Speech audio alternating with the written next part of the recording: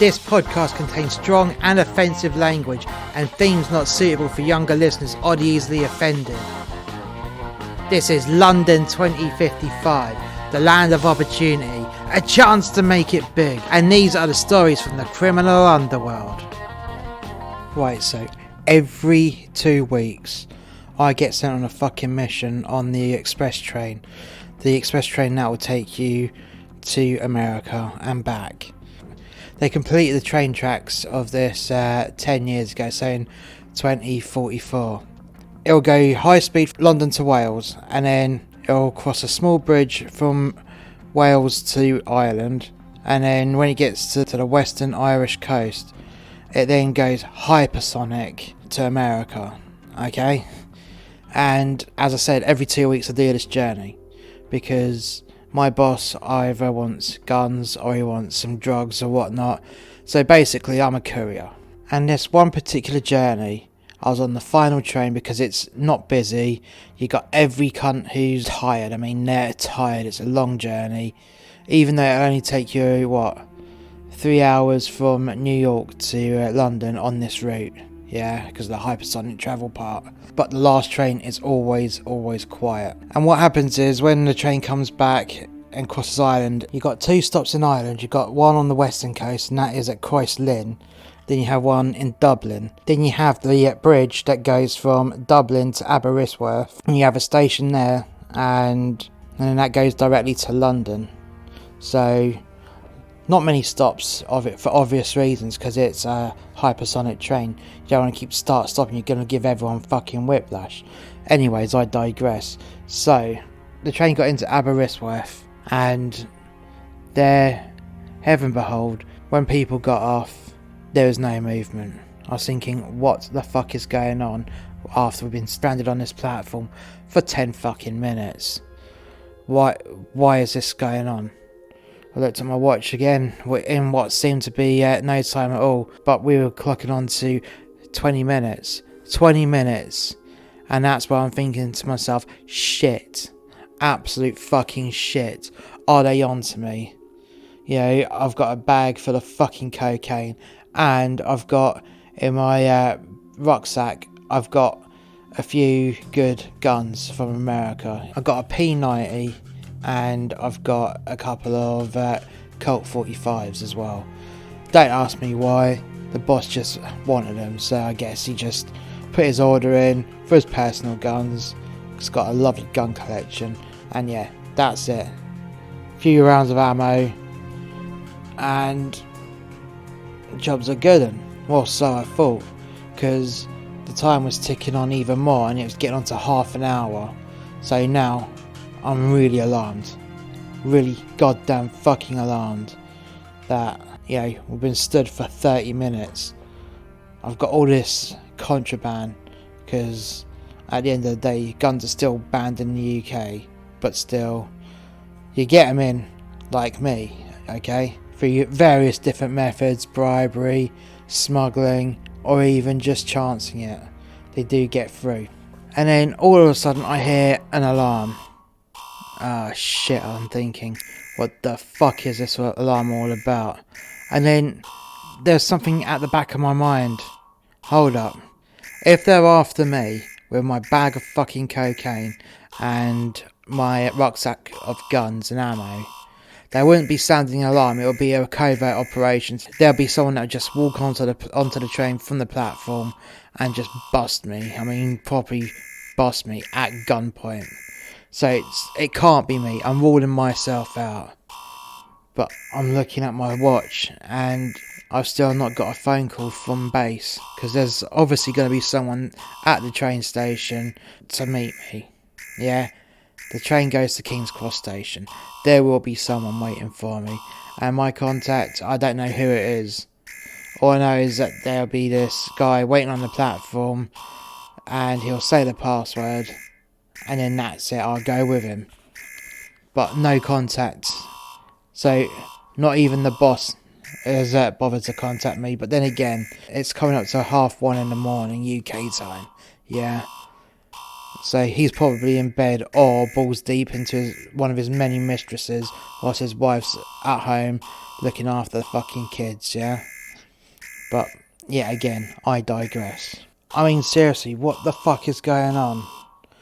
Should I investigate? Because, at the end of the day, I've got a deadline to meet, and I've missed that goddamn deadline. And I don't want to be walking around with all this hot equipment, the guns, and the fucking Charlie, okay? So I thought, you know what, I'm going to pick up my baggage and just have a little walk through the train to see what the fuck was going on.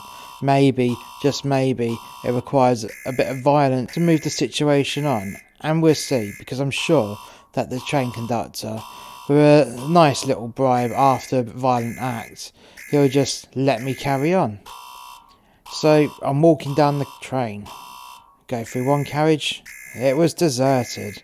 Go through another carriage, yet again, one or two people on there, ultimately deserted. Then I went through the next carriage, and yet again, a ghost town.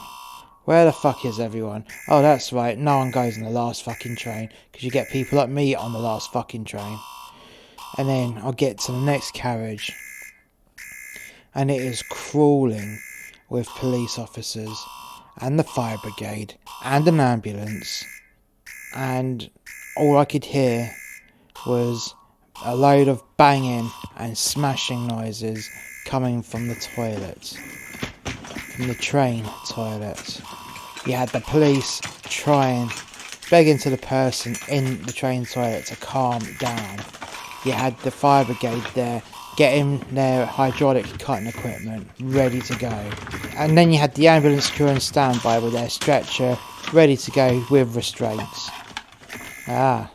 It's a nutcase. Okay, let's not beat around the bush. It was a fucking nutcase.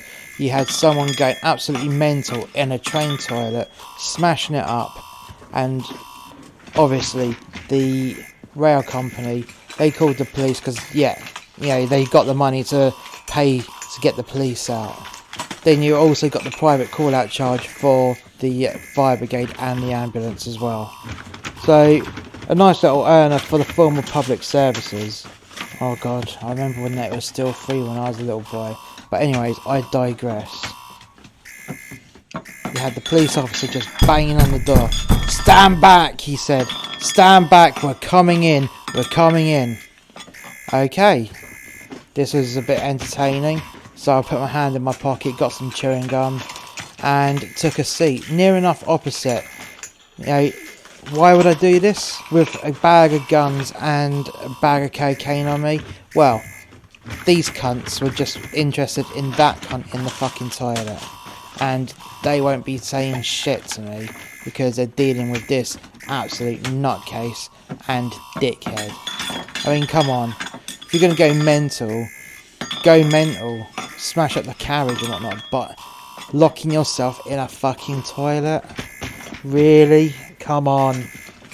The fire brigade got their cutting wheel and started cutting a new door into the door. And you could hear the guy behind the door going, "You come in here, man. I'm gonna have you. I'm gonna have you." And then you got the police going, "We've got our guns drawn, so if you fucking do it, mate, we're gonna fucking blast you." And then the guy behind the door going, "I'm gonna do it, man. I'm gonna do it." This is entertaining. I wish I had popcorn. I really fucking wish I had some popcorn. And there we go. Within about a minute or so, the fire brigade had a new doorway cut in. And as the police were about to go through, we got a load of laser blasts from the inside of the toilet. Oh great. Both police officers got shot in the face. They were dead. Well, partially disintegrated. There's a massive laser hole through their heads. Fully cauterized. It stank like it got cauterized as well. You know, the smell of seared flesh and burnt hair. That kind of smell just reminds me of what happened the other day, but I'll go into that another time. Really, I'll go into that another time. But still, you had a gasp from the ambulance crew and the fire crew, like, what the fuck just happened? And then out of all the smoke emerged a head, followed by an arm stretched out with a gun, And there we go, we got our nutcase, who was probably high as a fucking kite. He then started waving his laser gun around, shooting into the air, and dropping all this molten metal onto the floor, all over the gaff really. Yeah, this train was absolutely fucked, and he was going to make it even more fucked. Which means I might actually have to fucking stay the night in Aberystwyth, which I didn't really want to do, because paying to get into a hotel out of hours is always a fucking rip-off, and I knew that the boss wouldn't pay my fucking expenses. I had a choice. I had to intervene, or my plans would be completely fucked up. I chose to intervene.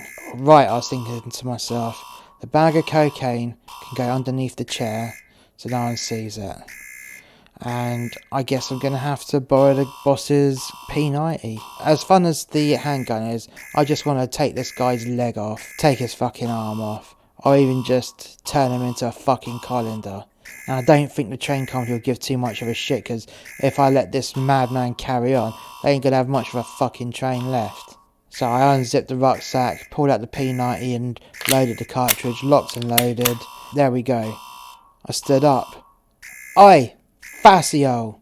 I shouted to get that nutcase's attention. He stopped in his tracks, turned around and looked, and I opened fire. Wow. This was one accurate motherfucking gun, I have to say. Really fucking accurate. I cut this guy's head into pieces. There weren't much left of him. Well, there weren't much left on his bloody brainstem, or even on his fucking neck in total. There were just bits of brain and skull everywhere. The ambulance crew and the fire crew looked at me, and one of them walked over as I loaded my gun to show that I'm no threat to them. He came over. Oh, well done, mate. He dealt with that. I thought he was gonna fucking shoot me. Look, I said, as long as you don't tell anyone that I've got this, you know, here's some notes. I handed over the fire crew a nice little bribe, and same with the ambulance crew. Look, guys, all you have to say on the paperwork is he fucking fell, okay? Both crews looked at me like, are you for real? And then it actually came out of the ambulance driver's mouth. He fell. Yeah, he fell over the cut down door and whatnot, and he kind of like severed part of his head and whatnot. But how does that account for all the blood splats and whatnot? Here's a couple of more notes. Say whatever you want to say, mate. Just don't involve me. Yeah, said the ambulance driver. Okay, yeah. I'll make any old shit up. Good. Hey, train driver. He looked at me, all shocked, and a little bit pissy in his pants. Look, mate, we're so late. I need to get to my destination. I need to get to London, okay?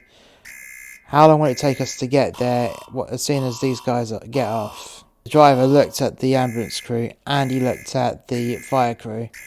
Well, how long do you need to get off, guys? About 5 minutes. Brilliant. 5 minutes it is then. Okay, and then said to the driver, right, so from here, it's going to be like not even 5 minutes on top of that. Yeah, boy, you're about right, said the train driver. Excellent. 10 minutes. Here you go, driver. Here's some more notes. You didn't see me, okay? I don't know what you're on about. In fact, who am I talking to? Said the driver. I picked up my bag from underneath the chair. I unclipped the magazine from this P90 and emptied out the bullet that was in the chamber, and then put it back into the magazine. I put them both back into the rucksack and reached underneath the chair that my bag was sat on and picked up the bag of cocaine. I tipped my hat to both the public service crews that were still alive, and then I tipped my hat towards the driver as well. They all gave me a wave, and I went to the back of the train, ready to finish off my mission. Thank you for listening to London 2055. If you like more of our content from musterxmedia, don't forget to visit our website, that's www.musterxmedia.info, and we will catch you next time.